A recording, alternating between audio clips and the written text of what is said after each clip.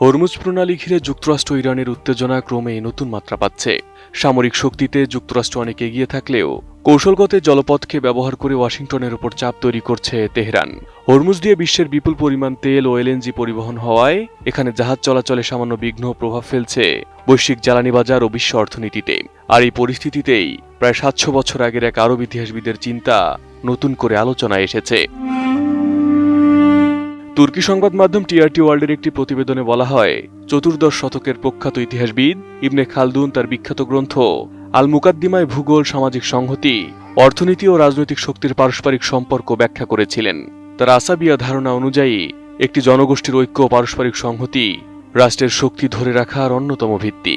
বিশেষজ্ঞদের মতে হরমুজ সংকটে ইরানের কৌশল যেন সেই ধারণারই আধুনিক প্রতিফলন।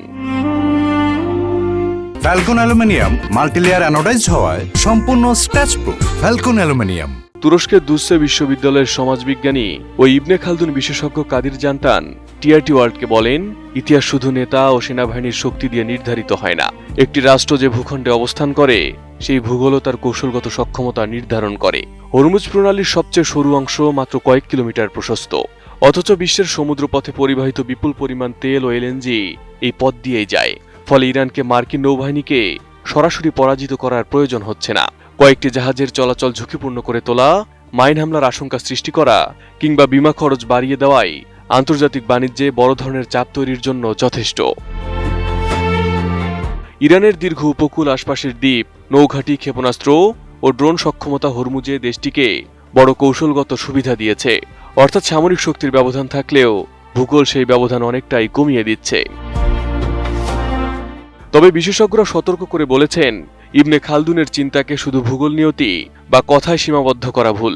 তিনি ভূগোলের পাশাপাশি সামাজিক সংহতি, রাষ্ট্রীয় প্রতিষ্ঠান ও অর্থনৈতিক সক্ষমতাকেও গুরুত্ব দিয়েছেন।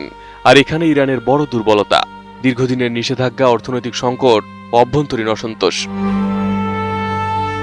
ইস্তাম্বুল বিশ্ববিদ্যালয়ের গবেষক তাহসিন গোরগুনের মতে, হরমুজ সংকট দেখিয়েছে প্রযুক্তি ও সামরিক শক্তি যতই উন্নত হোক, বিশেষ ভৌগোলিক অবস্থান একটি তুলনামূলক দুর্বল রাষ্ট্রকেও বড় কৌশলগত প্রভাব বিস্তারের সুযোগ দিতে পারে। শেষ পর্যন্ত তাই প্রশ্নটি শুধু কে বেশি শক্তিশালী, যুক্তরাষ্ট্র নাকি ইরান, তা নয়। ইবনে খালদুনের চিন্তার আলোকে বড় প্রশ্ন হল, কোন পক্ষ দীর্ঘ সময় ধরে নিজেদের ভূগোল, সামাজিক সংহতি, অর্থনৈতিক সক্ষমতা ও জোট অটুট রাখতে পারে।